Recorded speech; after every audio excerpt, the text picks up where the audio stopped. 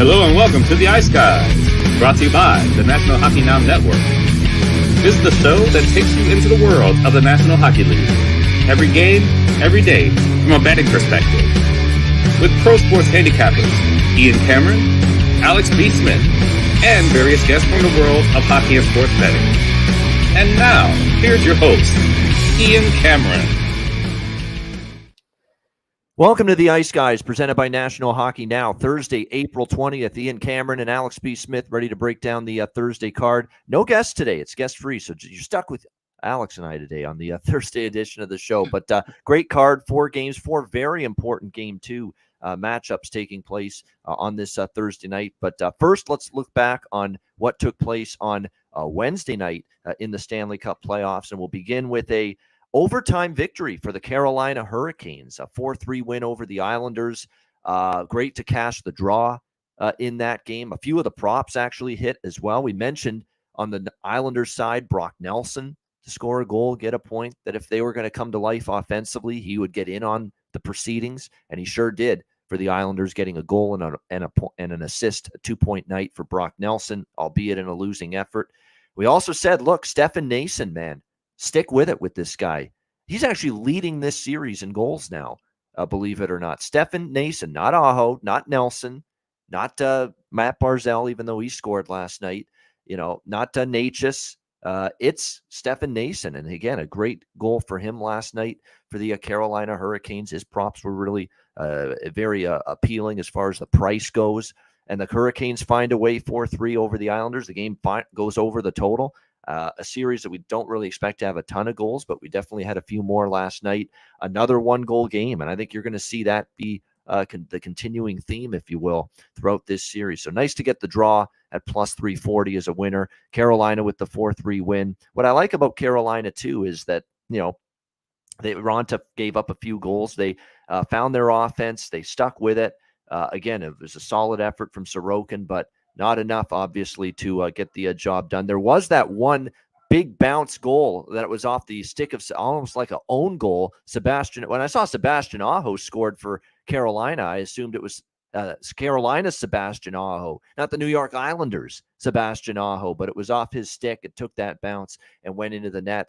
And obviously Carolina used that to propel themselves to a 4-3 win last night. Still, for the most part, though, when you look at the box score and the way that game transpired, still Carolina had the better of the play, 36-26, more time in the offensive zone. So they probably do deserve the 2-0 series lead, even though the Islanders were that close to tying it up last night. How about the Florida Panthers? Let's give them their credit. 6-3 over the Boston Bruins last night. I had this hunch yesterday on the show, Alex, that Florida was going to push Boston last night, and I didn't have the guts to take them on the money line, but I did cash the team total for the Florida Panthers over 2.5. I thought, just to get to 3 goals, win or lose, they can do that. Well, they doubled up the 3-goal output. They ended up getting 6 when it was all said and done, and a great resounding bounce-back effort. And now a little chink in the Boston Bruins armor, and maybe a seed of doubt. I don't know. I don't think you can plant a seed of doubt in a team like Boston. Very experienced, not really going to get shaken, if you ask me, by just one loss. That being said, the Florida Panthers announced to everybody last night, we're not going away easily, and we didn't get the memo that we're getting our ass swept in 4 games in this series. So give the Panthers credit, and it was a excellent performance by Brandon Montour. And fitting that he was the catalyst for Florida winning last night. He's had an excellent year. He's been their best blue liner this year. It hasn't been Ekblad. All right. It's been Brandon Montour, and 2 goals for him. Outstanding.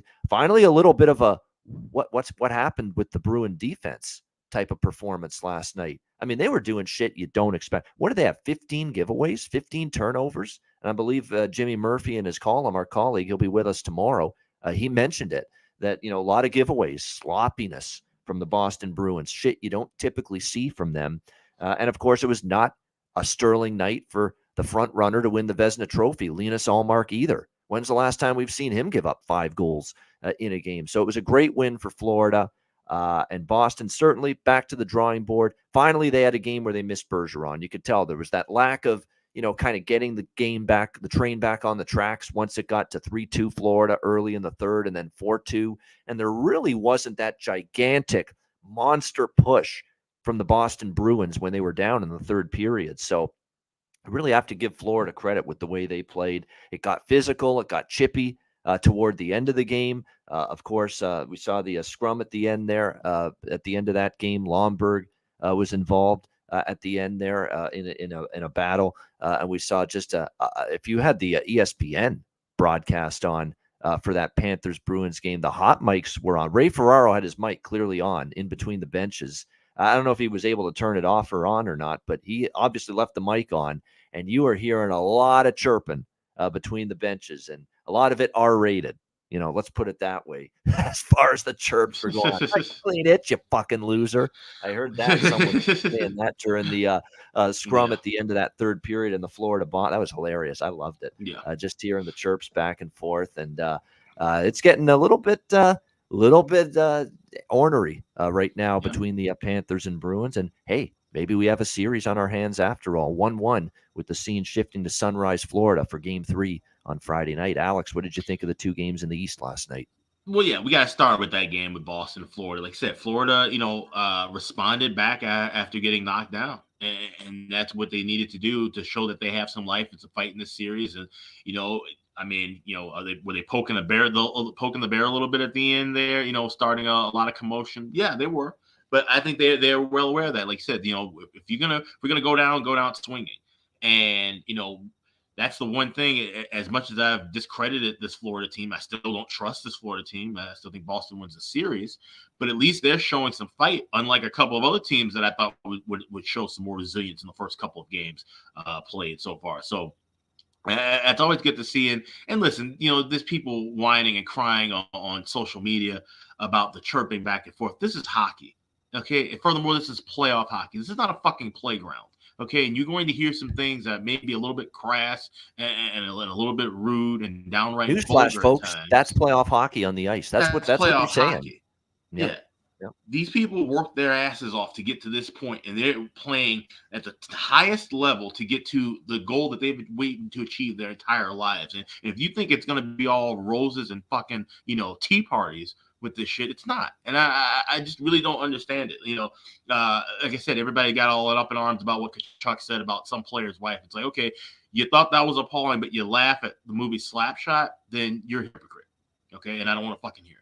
So that's the way I look at it. Like, this is just how the game goes.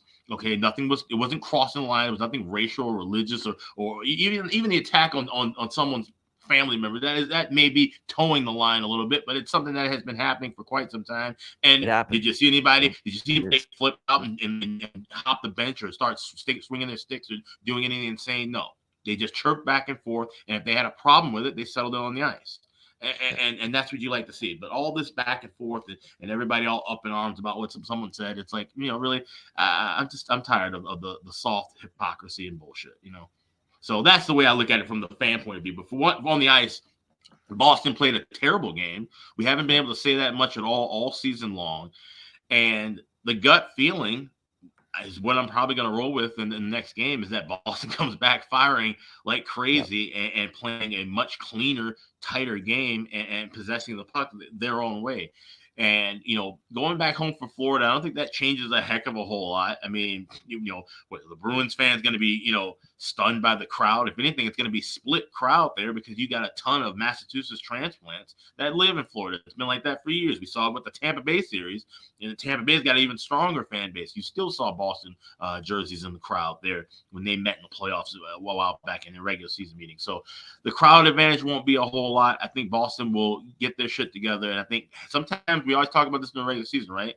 Getting away from home can sometimes be a good thing. Maybe getting on the road and having a even more business-like approach to games 3 and 4 might do wonders for Boston. Yeah, definitely. And like I say, the Boston Bruins, their road record this year was pretty damn good. It's not like they're incapable of winning away from home, and they're going to put that to the test, obviously, Friday night in Game 3. Out west last night, I don't want to say status quo, but we kind of thought there was a good chance that the two teams that lost Game 1 would have a good chance to bounce back on their home ice. I especially thought that about the Dallas Stars. They roll to a 7-3 victory over Minnesota behind a stunning decision by Dean Evison to rest Philip Gustafsson after that game one overtime matchup, thinking he just, it was a lot of shots, have him fresh, I actually use the F word, not the F word you're thinking of, fatigue I'm talking about. That was a reason why they decided to rest Gustafsson. They say have him ready for game 3. He felt a little tired following game. Come on, tired at this time. It's the Stanley Cup playoffs. Everybody sucks it up. Everybody's tired at this time of year, Dean. Come on, tired. You think every forward and every defenseman on your team isn't tired this time of year? Of course it is. Now, the goalie, it's a lot of rubber, and it's a lot of time to face, all those shots. I get it. He probably is fatigued, but you don't think everybody else is? And besides, he's playing great hockey for you. Philip Gustafsson, incredible. And right now, he's the better option than Marc-Andre Fleury. We love the guy. We all love collectively MAF. All right, Marc-Andre Fleury is the person and the goalie he's been for 2 decades. But there is no human being on this planet that thinks he's the better goalie right now than Philip Gustafsson, based on the way it's played out during the regular season here for Minnesota. And sure enough, Fleury gets the surprising start, and Dallas all of a sudden takes advantage of it, and they just light up Fleury in the Wild in the first period, and it was an onslaught that did not let up for 3 periods last night in that 7-goal effort. If I'm Dean Evison, or if I'm in his shoes, I'm not settling for 1-1 split. I would never, as a head coach, settle for a 1-1 split on the road. If I won game 1, and whether you say we deserve to win or not, I'm coming after game 2. I'm getting greedy.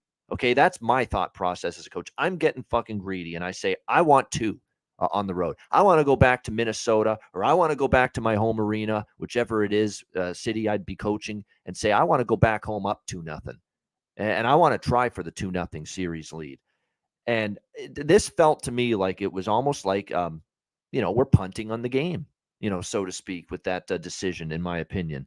And sure enough, the Minnesota Wild kind of played like it. I know they did battle back when they were down 4-1. Like, they didn't feel like they were in the game down 4-1, but then Dallas fell asleep there for 90 seconds, which drove me nuts. And it got to 4-3. I'm like, you guys, this game is gift wrapped for you, and you're just about to maybe throw it away. But then Dallas quickly responded 5-3. And once it got to 5-3, it's like Minnesota shut right down all over again. And that was that. But it all started with Dean Evison allowing his players to think that it's okay just to get the split in Dallas in this series. That it's okay. It's 1-1. We've done our job. We won game 1. We've done what we needed to do. We've done enough. And game 2, fuck it. Whatever happens. We'll lose it. We'll regroup and be 1-1 back home. You never piss away a chance to win a playoff game in a best of 7 playoff series, in my opinion. You just never do that. And unfortunately, that's what I thought Dean Evison did. Pissed away the best chance for his team to win game 2, and pissed away a chance for his team to maybe get a 1-1 split in Dallas with I'll be honest, a head-scratching decision. And believe me, I'm not the only one who thought that. But credit to Dallas. Everybody that needed to step up after game 1 that was kind of quiet, Robertson, and especially Sagan was excellent. Ben was excellent. He was noticeable. Rope Hintz, a phenomenal game from him last night. Wyatt Johnston, even though he only got a point, he could add a goal or 2. He was noticeable, the young 19-year-old rookie. It was a great performance from Dallas. It's what you wanted to see. But boy, they sure got a huge assist from Minnesota and Dean Evison's goaltending decision last night. Alex, thoughts on that? It's crazy, and we talked about it last night, and we both kind of saying, oh, yeah, settling on the split. I don't think that was the case. My stance has changed this morning. I think, and we talk about Dean Evison, right? He's a great coach, and sometimes the things that can make you a good coach can sometimes come back to backfire on you. And I think his bravado and ego sometimes can get in the way of things. And I think he just overplayed this in the sense of, well, Gustafsson played a lot of, saw a lot of rubber, played 92 minutes of hockey. We got the win. Let's throw Fleury in there because we can. Dallas didn't show that offensive punch and power in game 2 like they did in game, that they saw it in game 2, but they didn't see that in game 1. And so they kind of maybe took for granted that, okay, this is going to be that kind of low and tight playoff series that we can just throw Fleury in and he can give us another 3-2, 4-2 win and grind it out. And that wasn't the case, like you said, because everybody else in the world knows that Philip Gustafson has been playing tremendously better than Marc-Andre Fleury. And like I said, it's not a knock on Fleury. And also at the same time, we talked about the way you would want to play these goaltenders. You want to ride Gustafson as much as you can, because if he wears down, then you go to Fleury. If Gustafson's already showing signs that you don't trust him after facing 51 shots in a double overtime game, then you really don't trust him. He's not your playoff goalie. Your playoff goalie is supposed to be your goaltender that really ultimately plays every game start to finish, unless it's a blowout and you're taking him out to rest. You don't do that when you have the momentum in your favor going into game 2. It made absolutely no sense. And now this is 2 years in a row where Evason has made what seemingly at the point looks like a mistake with the goaltending. And if they're bounced out of the series because of it, I mean, you wonder if his job is on the line going into next year, honestly, because this is the same old story with the Wild, right? You get to the regular season, have a great regular season, get to the playoffs, but you can't put it together when it counts the most. And it goes back to the other days, the Boudreaux days, and here we are with the same old thing. So it makes no sense why you would risk that just for even the mental state of Philip Gustafson, just sitting down. Because here's the thing. What kind of chaos do you create had the Wild won? What if Fleury posts a shutout and they win 3-0? And now you have an actual controversy in your hands of who goes game 3, because they both played well. They both got wins, but Fleury got the shutout. So does he look better now because he got the shutout and he's the veteran? No. You created chaos where it didn't need to be. And I hope it backfires, because I have a Star Series bet. I hope it backfires and they lose in 6 games. I have a bet on that too. But it's just insanity. And if you're a Wild fan, I understand being completely frustrated with it, because there was no reason for Marc-Andre Fleury to be in net in that contest. It was a surprising decision. And I laugh at the fatigue reasoning behind what Evason said about the decision. He played 22 games in the NHL 2 years ago. He played 38 games between Ottawa and Belleville last year with the Senators, their NHL team and the AHL affiliate. 38 games, 39 this year in the regular season with Minnesota. Does that look like a guy that should feel tired? No. With that amount of games? No. He's fatigued. He's 24 years old, for crying out loud. Come on, he's a young guy still.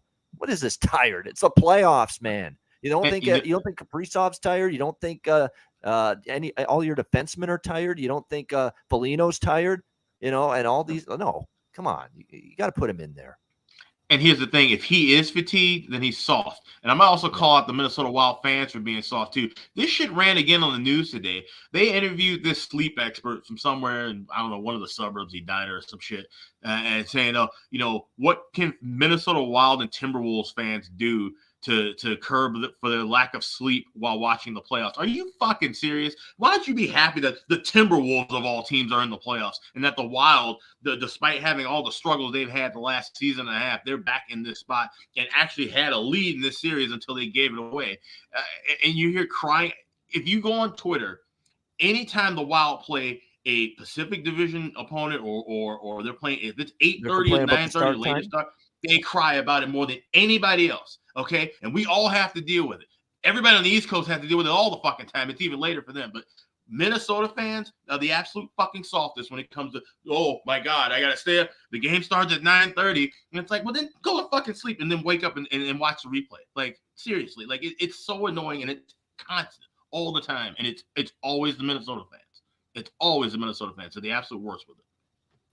So here's the thing with the scheduling. I get upset about it sometimes too, that some of the games start as late as they do. But here's the thing. They're doing this for television. Like, they want double headers. They don't want games overlapping. They want they want all the fans to see every minute and every second of every game as much as possible.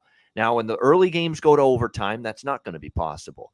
So they will start the second game of the doubleheader if the other game goes to overtime, like what we saw last night. Islanders Hurricanes were in overtime. They had already started Minnesota and Dallas, obviously, at that time. But the reason they do that and the later starts, even for games that are in taking place in the Midwest or the Central Time Zone, is for television. They want people to see every minute of every game possible. The one exception, the one day and sport you could bitch about it, especially because Minnesota was playing that day, is Sunday when they played the Denver Nuggets, the Minnesota Timberwolves. The fact that you started your quadruple header at 3 p.m. Eastern time on Sunday, the NBA, 5:30, 8 o'clock, and then you started 10:30 Eastern time. It was actually almost 11 by the time that damn thing tipped off in Denver against the Timberwolves. 11 p.m. Eastern, which is 9 p.m. locally at Ball Arena in Denver. That's absurd. That can't happen. That's totally ridiculous. That's a disgrace of scheduling right there. Yeah, and but the night scheduling, like last night with what the NHL did, what else can they do? They want double headers. They don't want games overlapping. They're doing that for the fans so they can watch every second of every game as much as possible. I don't know what you can adjust last night. Sunday in the NBA, that was bad. You could add a wide open early afternoon window to start that quadruple header if you're going to go 4 games straight, and then not put the fucking 10:30 p.m. Eastern, 8:30 p.m. local start time in Denver for that Minnesota-Denver game, which was brutal, I thought. Terrible decision-making there. That's the exception. That Sunday NBA, what we saw. Right, absolutely. And that's the thing. Yeah, no team game should start that late locally.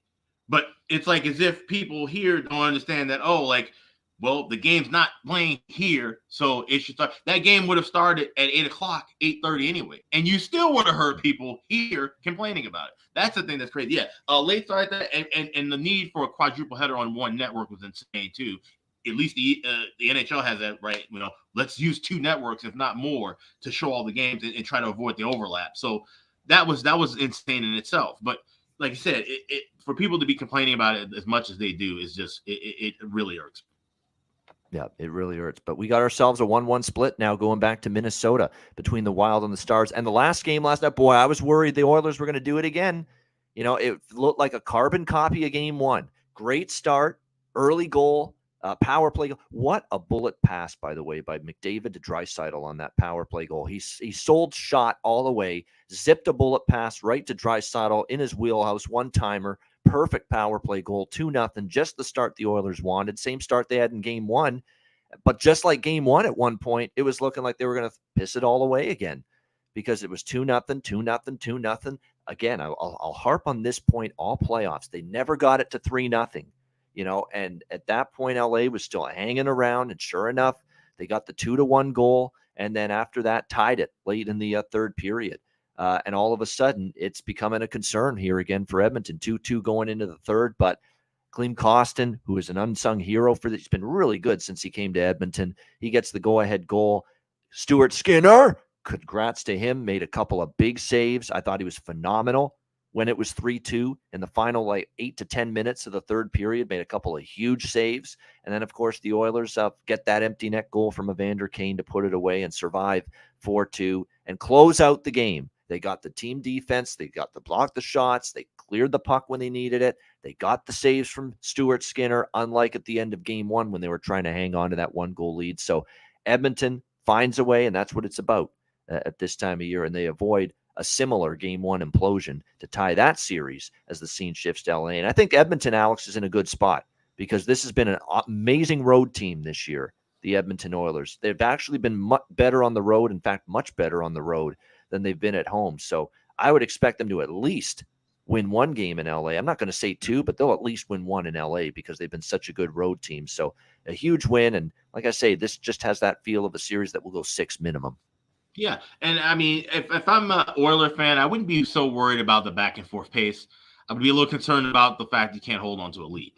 It would be one thing, like I said, trading goals is one thing, but you've blown a pair of 2-goal leads now at home. That's a little concerning. And so now the thing is, can LA jump out in front of a lead at home? Can Edmonton jump out in front of a lead on the road and then hold on to it? Those are the kind of questions you see. But I think it's just going to, like I said, it would be back and forth. This screams 6 or 7 games for sure, and it's hard to try to jump in on a series price one way or another. Honestly, like I said, I grabbed that series ends in 6. Just gonna stick to that as far as the series price goes, and try to attack this. Probably not even side and total wise. This is more going to be, like I said, a period, first period play or in game looks, and cash in the first period puck line again with Edmonton. That's worth now 2 for 2. So I don't know if we look for that necessarily here in game 3, but it's something to consider. I think attacking the game period by period is a little bit better than going full game on anything at this moment. That's a great theme to hit on because that's the way I'm approaching a couple of the games tonight on this Tuesday. this Thursday NHL slate here in the Stanley Cup playoffs. Again, another good game from a lot of the Kings, even though they lost. And Deneau was excellent. Deneau has done a great checking job on McDavid, I think. The power plays is really when he's been coming to life. But 5-on-5, it hasn't been great for Connor McDavid. In fact, he's got 1 point, in the first 2 games of this series. And the fact that the Oilers are actually 1-1 in the series with McDavid having just 1 point, in the first 2 games of this series combined, which is actually bad for him. For some people, that's phenomenal. For some people, that's absolutely outstanding. But for Connor McDavid, 1 point in 2 playoff games is not great. So and yet here they are still 1-1 as the scene shifts to LA. And that's a good series. It'll, I think, continue to be a very good competitive series with the Kings and the Oilers. All right, let's turn our attention to tonight. We've got 4 games, and we'll begin in Toronto. It's the first game to drop the puck tonight, 7 p.m. Eastern time. First round, game 2, Tampa Bay Lightning, Toronto Maple Leafs. We've got the Leafs minus 170 home favorites. The total in this game currently 6, shaded to the over. I think a couple of books have 6.5, but majority of books have 6 here as far as the total is concerned. Look, there's not really much that you need to say as far as Toronto's concerned, other than this is a must-have for them. The prospect of them going down 2-0 back to Tampa Bay would be extremely excruciating and painful, maybe even more painful than losing game 1 the way they did in just such ugly fashion for the Leafs. But very important to note in terms of the lineup for both teams here, because there's a lot to dissect here as far as who's in and who's out for both of these teams. As far as Tampa Bay goes, they've already ruled out Eric Chernak, who is, again, I think one of their best defensemen in terms of shot suppression, defensively, physical. He will not play. He took that elbow courtesy of Michael Bunting that garnered him a 3-game suspension. I knew he was going to get suspended. I'm not shocked. I think you could have said, based on, the severity, maybe just 1 or 2, but I know why they gave him 3. This is a guy that's been an irritant. He's been on the bad side of the referees much of the season. And I think they gave the player safety found this as an opportunity where we're going to make an example out of you. And you're getting a little carried away. This is a wake-up call for Michael Bunting. Stop with the nonsense. And that hit was nonsense. It was stupid. It was dumb. It was unnecessary. And he is paying the price for it with the 3-game suspension. So obviously Bunting's not playing and wouldn't be eligible to return now until game 5 in this series. So he's out for Toronto tonight. But also out for Tampa, Mikey Eyssimont, who took a clean hit. I have no issue with the clean hit that he took, courtesy of Jake McCabe in game 1. He's out. And as far as Victor Hedman, who also left that game due to injury, game time decision is what John Cooper said. So we'll have to wait until the pregame skate. There is some good news, though, for Tampa Bay. Well, maybe it's good news. He really hasn't done jack shit since he got there in the trade from Nashville. But Tanner Jeannot will be returning from a lengthy absence for the Tampa Bay Lightning and will play tonight in game 2. So that could add some spice. I mean, he hasn't given them shit offensively since joining Tampa Bay, but certainly a physical player could add to the animosity factor, if you will, between these 2 teams tonight. So, and get in on the forecheck, do all those little things. So those are the big lineup adjustments. Bunting out for Toronto. We will see the Leaf playoff debut of Matthew Nyes tonight. The great college player out of Minnesota. Just an outstanding year for him, an outstanding team that was. He got into 3 regular season games down the stretch and did not look out of place. And it's really amazing to see all these college players come into the NHL and not look out of place. Nyes hasn't looked out of place. Brock Faber hasn't looked out of place for the Minnesota Wild. Luke Hughes, look what he did for the New Jersey Devils down the stretch of the regular season. So I actually think it's a boost. I think the playoff spotlight won't be too bright for him. Will he make the odd mistake? Yeah, of course. He's a young kid. But I thought there was a lot more good than bad. He's a big body presence. He shields the puck well. He takes the puck to the net. He's got the elements of someone that can be a very effective power forward at a time like this in the Stanley Cup playoffs. So it's going to be interesting to see how he fares in this game. No goalie change as expected, even though it was a rough night. It was a rough night for the entire team, but it was also rough for Samsonov. He's back in net. Of course, there'll be Vasilevsky for Tampa Bay. If you're the Leafs here, you got to come out firing. And I think after getting embarrassed, and Morgan Riley said it, William Nylander said it, Mitch Marner said it, everybody in the press conference quotes, yes, this morning after the morning skate and yesterday said the start buried us. The start is where we were bad. Okay, and we got to have a much better start right from the opening puck drop. Multiple Leafs said that. So, if you're interested in Toronto, and I meant what I said yesterday, I'm not touching Toronto. I'll touch some props. I'll look at the total tonight, but I will not be looking at Toronto. I put them in timeout for tonight. I got to see it, but I do think this does set up spot-wise very well for them.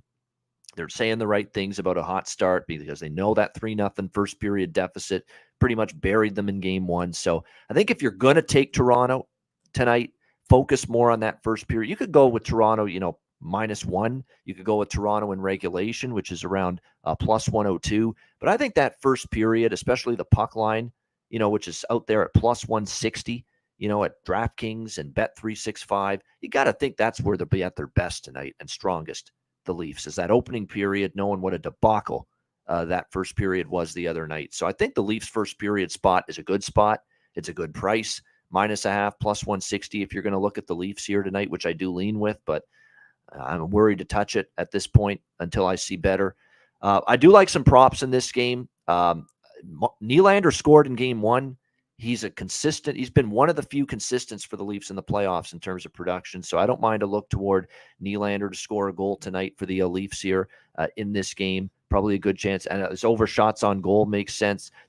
I think it's going to be a high volume shot night for the Leafs. So, Nylander, Matthews, Marner, any of those guys to go over their shot prop makes a lot of sense to me in this game. O'Reilly is one of those rugged playoff performers. So, to look at either a goal prop, and he did score in game one, but more importantly, a point prop, which is only, -122, a very fair price. I could see that here tonight in this game. For Tampa Bay, Corey Perry was excellent. If you think it's going to continue, 1 goal, 2 assists. He had a great game one. He's a Toronto killer, historically, going back to any team he's played with. So, there's a prop to look at. I still wouldn't shy away from Alex Killorn, Kucherov, Stamkos. I'd really center on those guys for Tampa as far as props go. But this prop that I like the most, and maybe the bet that I like the most in this game, and I like actually the first period over and the full game over. I'm going to get right back to those two bets like in game one because, look, if Tampa's depleted on the back end, we already know Chernak, one of their better defensive-minded defensemen, is out. What if Hedman's out too? That is huge. That means there's going to be room. There's going to be time and space out there for Toronto to make hay. And at the same time, Toronto showed you in game one, is their defense going to shut it down? Maybe not. So it's probably an over theme for me again here. First period, full game tonight in game two. But the number one bet for me in this game, I think you already know where it's headed. It's Andrei Vasilevskiy over saves. I think he's going to be pelted with shots tonight in this game. Pelted, because this is a must get for the Toronto Maple Leafs. This could be 30, 35, maybe even 40 shots here for this Leaf team tonight. Absolute desperation. Marner's got to be better. I thought Matthews was good defensively, but, he's got to make more of an offensive impact. Marner was really poor in game one. He's got to be better. The whole blue line has to be better. I think they were a little bit more aggressive maybe, and the blue liners joining the play as well. But regardless, I think this is a game where Andrei Vasilevskiy for the Lightning is really going to face a lot of shots. Now, a lot of books don't have his saves props posted yet because he hasn't been confirmed as the goalie, and we're seeing a lot of late posting now on game day with these save props. But I expect it to be, in the last game, it was in that 30.5 range, his save prop. I'd expect it to be right around there again. So over 30.5 saves, 31.5 saves, it's probably going to be right around that number. I do like it for Andrei Vasilevskiy in this one. It's probably one of the best ways to attack it. If you like Toronto, especially because then you don't have to worry about the puck going in, which again with Vasilevskiy, when he's on his game, sometimes that's difficult to see the puck cross the goal line. What do you think here, Alex? Game 2, Tampa Bay, Toronto. Yeah, I love the overlooks, but I'm going to wait in game. I want to get a better price with that 1.5, and I'm trying to get a 5.5 laying a price or hopefully plus money as well. Then I think, like I said, we're going to see a frenetic pace between both teams. Toronto's got to play this one, completely all out, especially in the first period. You cannot, they said, you have to cut off game one, forget about that, and treat this as this is your reset. And this is the only reset you're going to get because you go down 0-2, you're in a massive world of trouble. But the one thing I would look at, if I like Tampa Bay, if you like Tampa Bay and you're watching this, obviously you're going to look at the dog price plus 150. But I would probably take a look at Ilya Samsonov under saves. There's been kind of talks about, he's looking, a little ginger, moving post to post. Wondering if he might be dealing with something, and if he had injury / illness down the stretch. That's true. Yeah. Yep. And so if he gets lit up early, Toronto's going to have to just make a change. It's not even necessarily meaning, he's actually hurt, but they're going to have to shake things up and probably bring in Wall. They can't afford to go down 2-0, 3-0 in this game. So if you like Tampa Bay, I would sprinkle a little bit on the under saves, 27.5 for Samsonov, and you may be looking at he could possibly get pulled. So that's something I would take a small shot with. But like I said, I'm staying away from sides and totals here. I'm going with sides and totals pregame. I'm going with totals in game for the first period and the full game. Yeah, we're seeing that a couple books. Yeah, there we go. I see it now. Bet365 didn't have it just an hour ago. They do now. Yeah, 31.5 for Vasilevsky's save prop number. Yeah, I like it over. I think he can. I think he's going to be under siege tonight from this. Whether they win or not, that's a good bet. That's like I said, that's probably the more solid, safer option to stay away from really anything involving a win or loser. Yeah, because this could be a game where Toronto gets 4, 5, 6. Because remember, they did beat Tampa 5-0 in Game 1 at home last year, so they can light it up if they're on their game. And Vasilevsky's a little bit off his game, which we've seen this year at times. That Vasilevsky can be off his game, but it could go either way with that. It could be 5 goals on 42 shots, could be just 1 or 2 goals on 42 shots if Vasilevsky's a brick wall. So that's why that saves prop is a good approach. And even if you like Toronto to come out hot, the likelihood of Vasilevsky getting ran out is much, much lower than Samsonov getting ran out. So so I still would like that. Even if I like Toronto to win big, or I would still look at that Vasilevsky over. Yeah, definitely. Plus, again, if it's a depleted blue line that's already without Chernak, it could still be without Hedman tonight.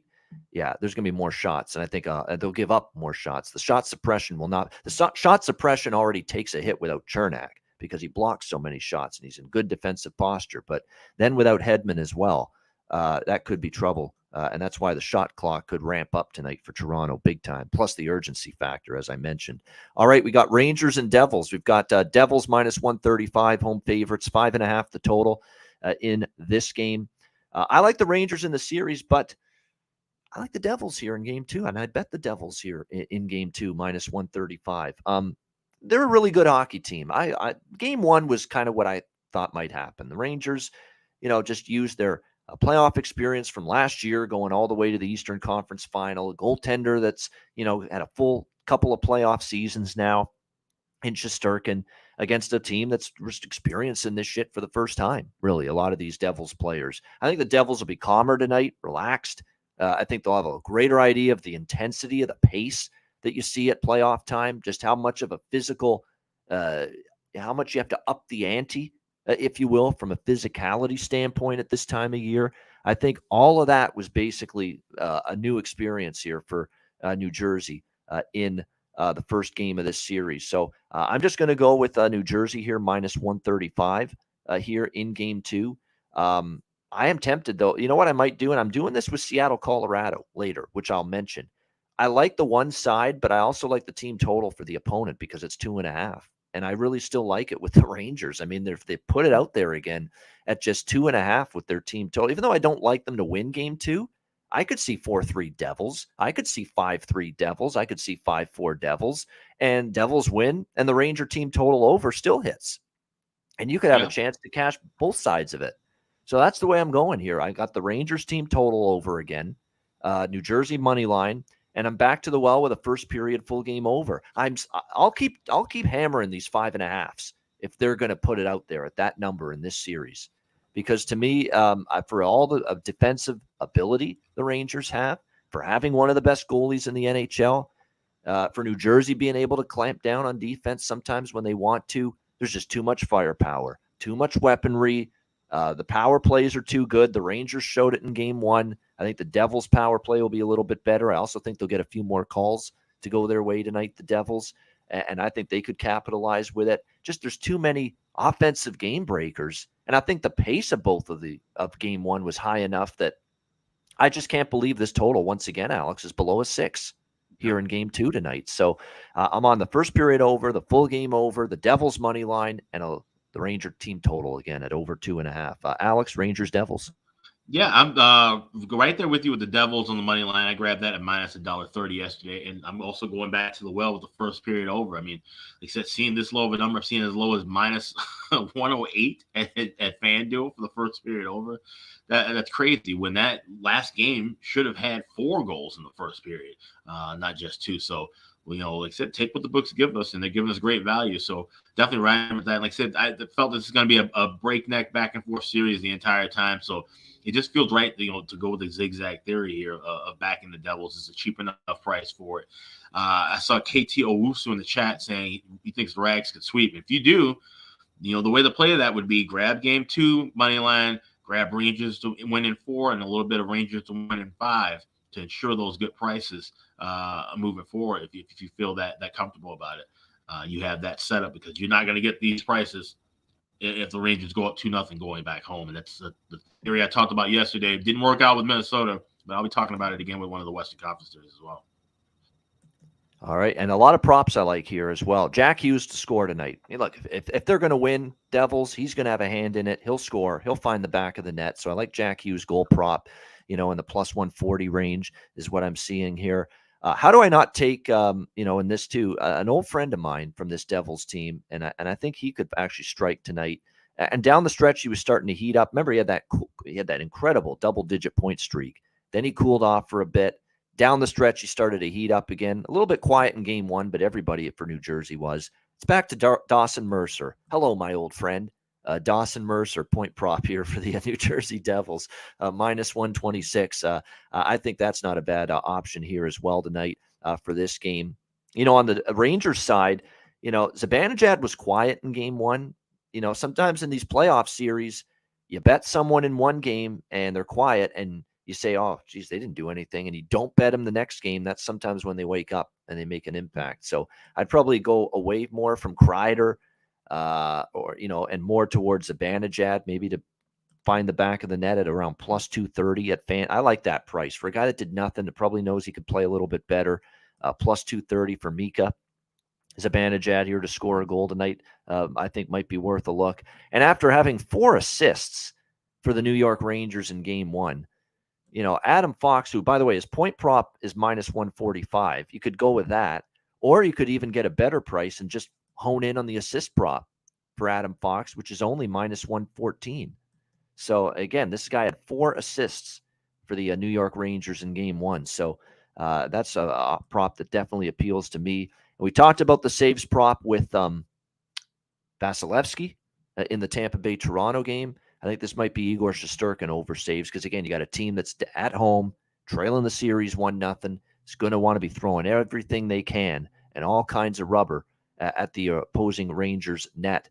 And I think you're going to probably see that from the New Jersey Devils tonight. So Igor Shesterkin, and I see his saves prop is posted at a lot more books than, say, the Tampa goalie Vasilevsky, and it's 31.5 as well for Igor Shesterkin tonight. So that's probably worth a look too.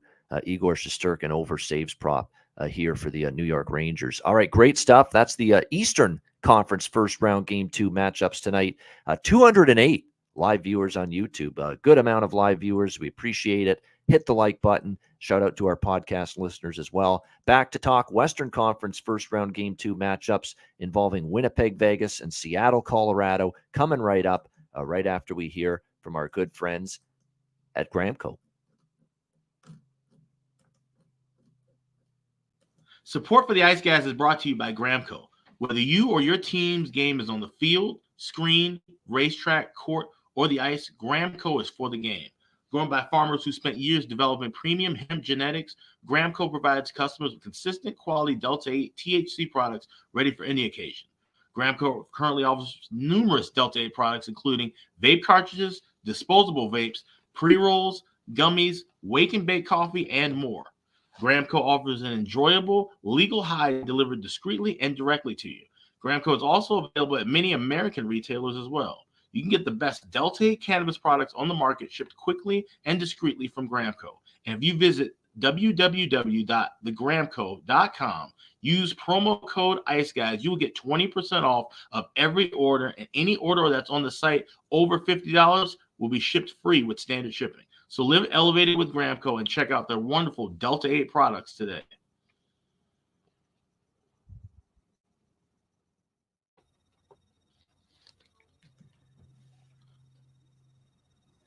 And we have ourselves some brand new products that are available with our friends at Gramco. And Alex, tell us about it. Yeah, just wanted to say thanks to Robin, our representative over at Gramco. She sent some of the new HHC and CBD gummies. They're both in watermelon flavors. The CBD, the 25 milligrams, and the HHC 20 milligrams. So if you're looking for just some pain relief and joint health, inflammation relief, use the CBD. And if you want to just have a real nice, relaxing experience, maybe for after the games, that HHC will get you nice and ready. So check out thegramco.com. Use promo code Ice Guys. You can also use promo code for today, Ice Guys 420. That'll also work to celebrate the holiday, of course, 420, and you get 20% off your order. I got to imagine those Gramco products are great at playoff time, especially after a high stress, high adrenaline flowing night of watching Stanley Cup playoff hockey, which is not for the faint of heart. And then you basically get to cool off and relax and take a downer with some Gramco stuff. Absolutely. Even the CBD because it's not psychoactive, but it just relaxes your body. It's like having a great like massage after a tense night. Yeah, and we figured we'd go talk. It's happy 420, of course. Yes, absolutely. So all the more reason to really hammer it home that our association with the Gramco.com and the great products that they have certainly is. So 420. Appreciate it very much, and shout out to everyone celebrating it. All right, next up on this slate for this Thursday night, we'll turn our attention to the West now, and we will start in Colorado, where we've got Seattle taking on Colorado. We've got the Kraken right now, the Avs minus 220, home favorites, 6 the total here in this game too. Which, I mean, for Colorado, it's kind of like deja vu with the other teams we talked about, because in all 4 of these games tonight, we've got, the home team down 1-0 in the series. And we've got that once again here tonight with Colorado, who are looking to bounce back after a loss to Seattle in game 1.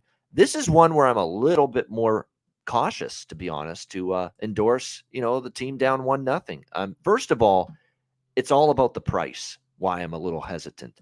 I mean, this is minus 225, and it's moving up to minus 230 and even minus 240, in some spots right now with Colorado. That's pretty rich for a Colorado team that certainly they could bounce back, and maybe they roll 6-2, 5-3, something like that, and they tie this series. Very much could happen. But there is just very little evidence that Colorado has had an easy time of it with Seattle this year, including, of course, game 1 the other night. These teams have played 4 times. Seattle's 3-1, and the only Colorado win was in Seattle, 2-1 in a shootout. Seattle is 3-0 in this building at Ball Arena this year against the Colorado Avalanche. I mean, some people might not even realize that or be shocked by it, but 3-0 for the Kraken in Colorado this year. This is a tough price to stomach for me, because I certainly get the spot, and the spot bettors coming out in droves. This is the Stanley Cup champions, down 1-0 at home. They absolutely have to win this game. I know there's people thinking that. Let's go Colorado Avs, regulation, especially puck line, lay the big wood on the money line, maybe even do that, but I'm a little hesitant. What I am going to do is take Colorado in the first period, just like I recommended with Toronto. It's what I'm going to do here. It is a bet for me here in the first period, because I really like that price more than anything. I mean, the regulation price on Colorado, some books have it as high as minus 145 now. Even at the Pinnacle reduced juice book, Pinnacle Sports, which I love, even there, it's still only minus 128, for the regulation price. This to me looks like last night, where if you take Edmonton, the regulation price wasn't great, but you look maybe first period puck line, you look maybe team total over, which ended up getting there at 3.5 with Edmonton. And I know the Avs team total over is 3.5 here. be quite honest with you, I'm a little bit more interested in the Seattle team total over 2.5 at plus 105 with what I saw from them. The reason why is because I think they can skate with Colorado. They showed it in game one. They're a fast hockey team. Lines 1 through 4, even their lower bottom 6 forward group players have shown it all year. The ability to just skate and be able to keep pace, with a team that drives the pace better, not pretty much better than anybody else in Colorado.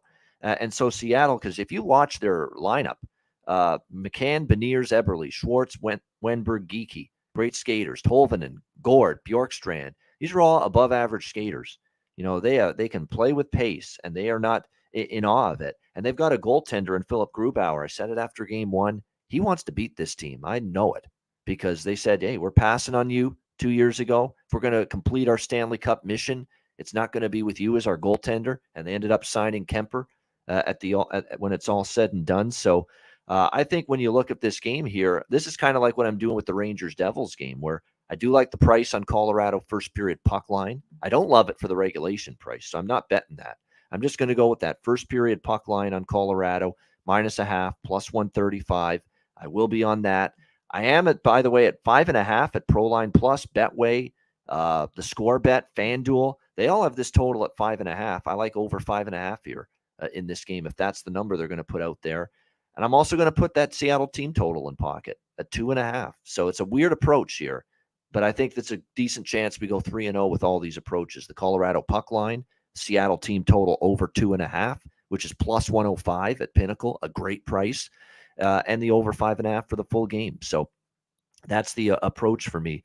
And like I say, if you like Colorado on their own, I would say first period puck line and team total over are a little bit better bang for your buck than, say, the regulation price, which is now up in the -130 to -140, even -150 range with the line move toward Colorado. The over 3.5 at -105 to -110 team total is probably your better option if you really like Colorado for the duration of the 60 minutes.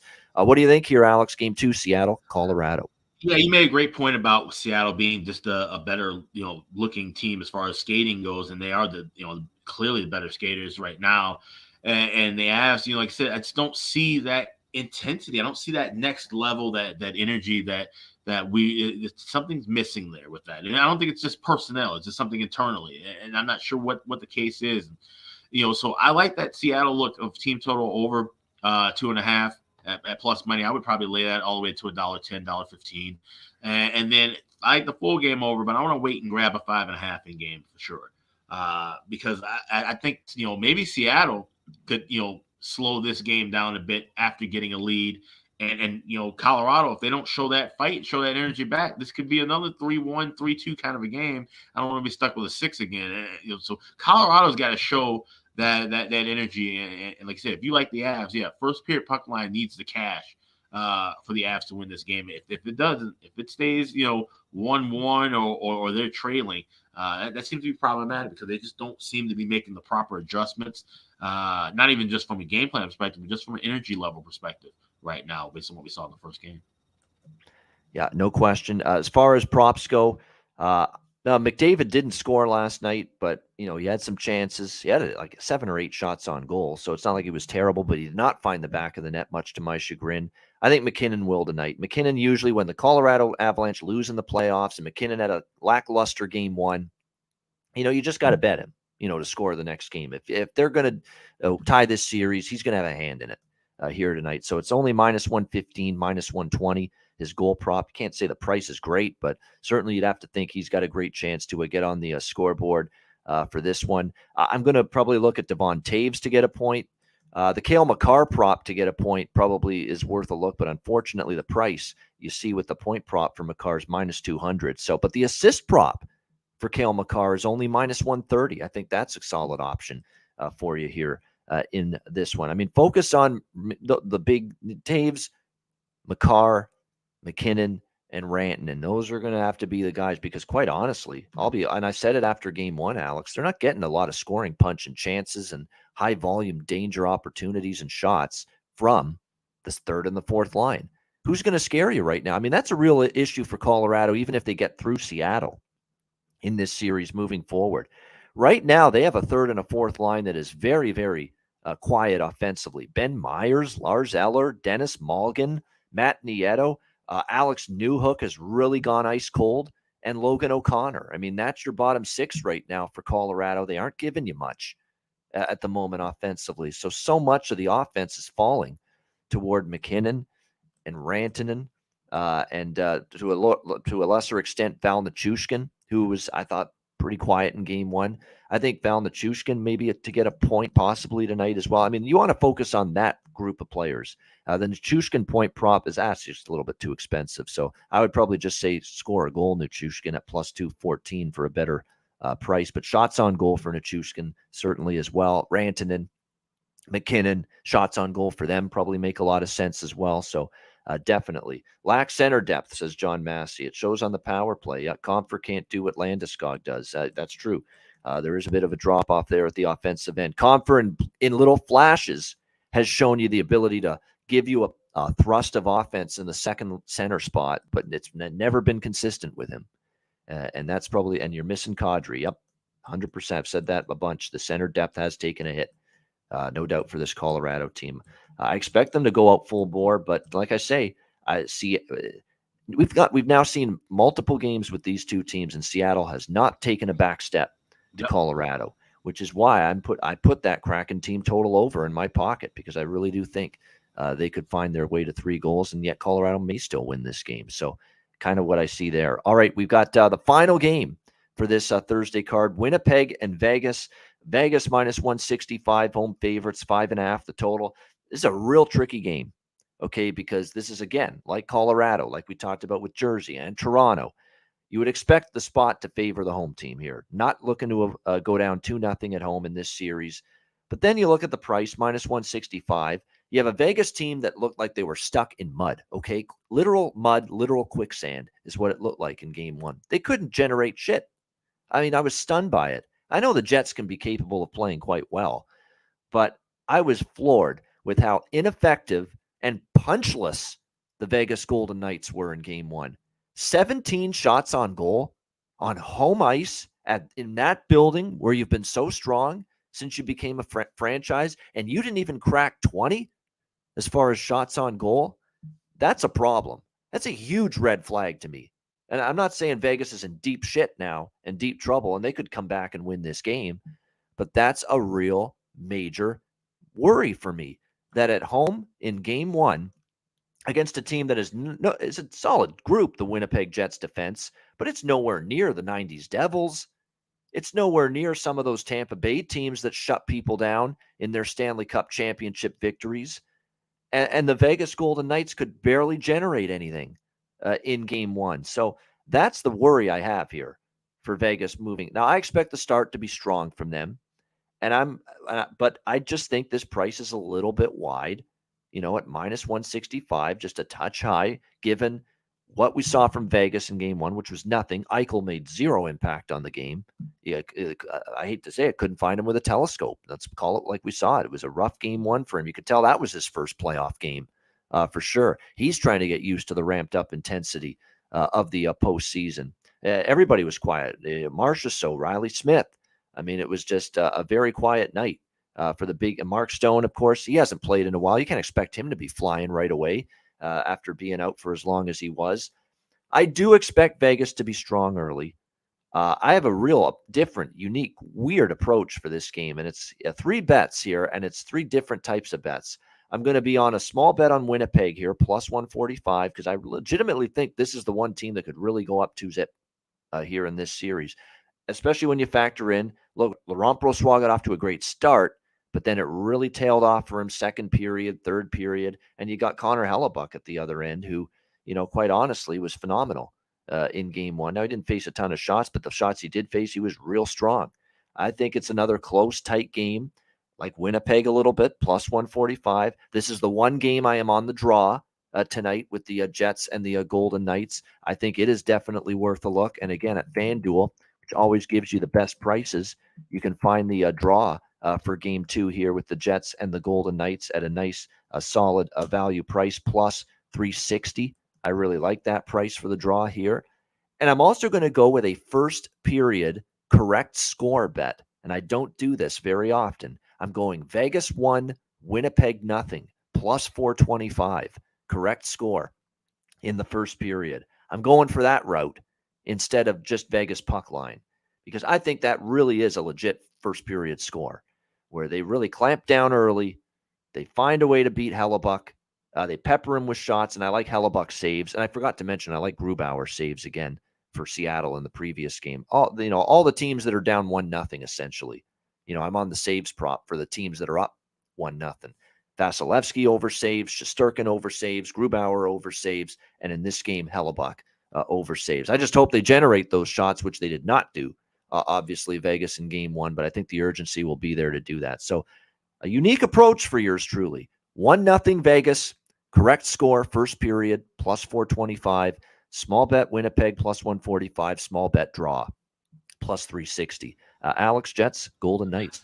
Yeah, I like that approach a lot, and I might actually take you a little small on that correct score 1-0 because it'll set up for me nicely. I would be looking at Winnipeg to score next goal live, and also would set up an even bigger price to grab Jets money line. I grabbed plus 130 yesterday. I did not expect to see this big of a move coming toward Vegas. I expected some money, but not to where we'd see this almost, be 145, probably close, possibly 150 before puck drop. Especially with a later start too. You can certainly anticipate something I think we haven't really talked about too, but I don't know if you noticed this. We've seen more money come in on those 2 late night games so far these first couple of nights. So that's something that obviously just naturally people win from the first game. They transfer over to that second. So keep an eye on that. So we might see this close higher than 145. Could be, plus 150, maybe even 155. But if you're down 1-0, now you're getting a really great in-game price to jump in with as well. Like I said, this theory that I've been looking with now with these, what we had 6, 8 road teams win game 1. I'm going with Winnipeg on the money line, but I'm also taking Winnipeg. I got plus 700 for a 4-0 sweep. I got plus 500 for the 4-1 series win for the Jets. So that's the way I'm betting the series now, because I feel like those prices will be split in half and disappear. And I don't think we're going to get Winnipeg as a dog in game 3 if they win this 2-0. I think we're going to get Winnipeg probably opening maybe even minus 120, 125, where with a couple other spots, say the Rangers, or even Seattle, if they go back home, we might see, especially Seattle. Seattle would certainly be a dog at home, down or up 2-0 against Colorado because of just how high Colorado's been favored. Like we haven't seen that much of adjustment from game 1 to game 2. So Jets money line, grab it now plus 145. Maybe play a little bit small. Like I said, I'll put a little small on the Knights correct score up 1-0 at plus 425. And then that sets me up for a live play in game. And then also for futures, I have Jets sweep plus 700 and 4-1 Jets plus 500.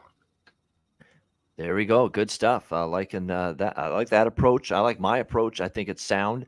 I think it's reasonable because I don't know if Vegas still in their lineup has the punch against a Winnipeg team with a really good goalie in net to be up by more than 1-0, honestly, after the first period. So that's why I like that correct score.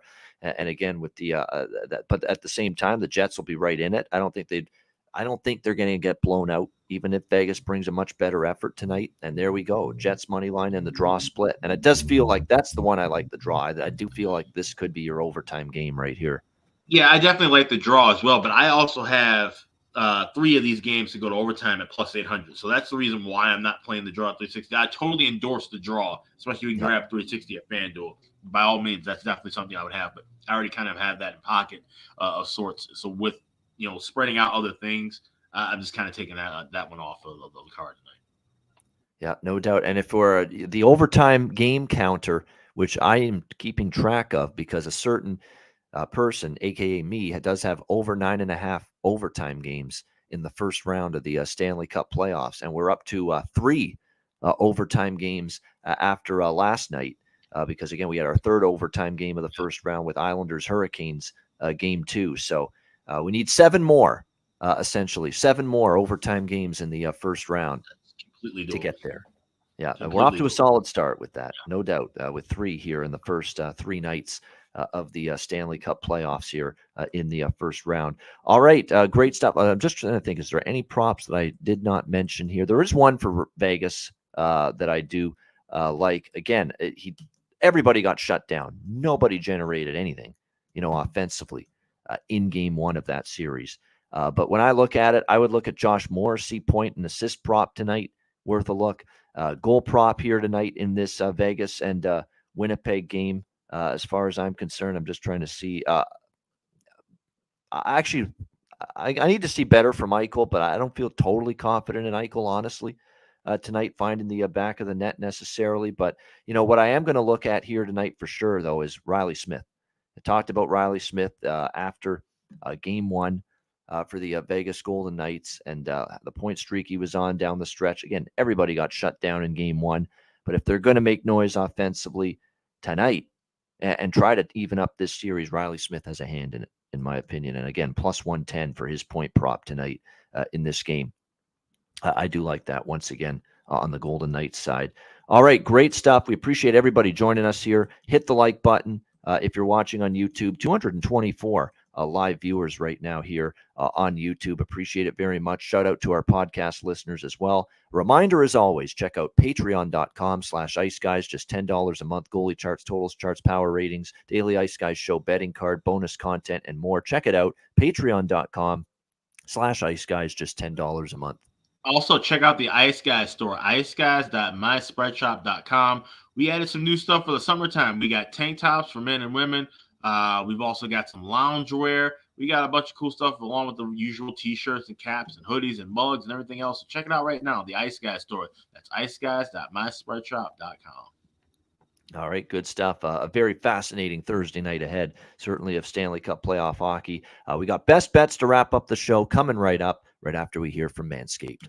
Support for the Ice Guys is brought to you by Manscaped, who is the best in men's below-the-waist grooming. Their products are precision-engineered tools for your family jewels. Manscaped's Performance Package, the ultimate men's hygiene bundle. Join over 7 million men worldwide who trust Manscaped with this exclusive offer for you, 20% off and free worldwide shipping with the promo code ICEGUYS. That's promo code ICEGUYS at manscaped.com.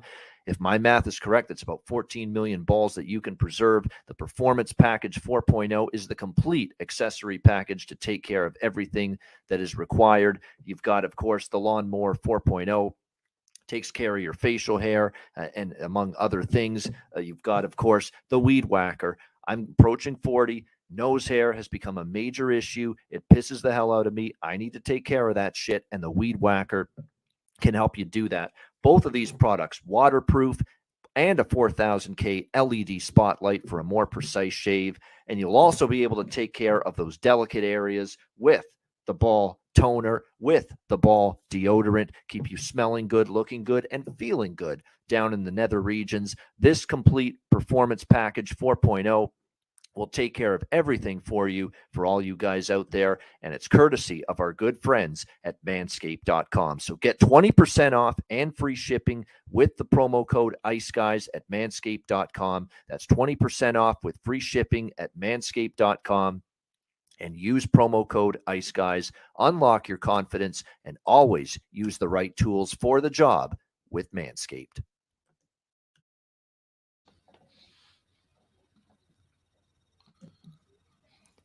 All right, it's time for best bets to wrap things up for this Thursday edition of the show. Alex, we'll start with you. What do you like for best bet?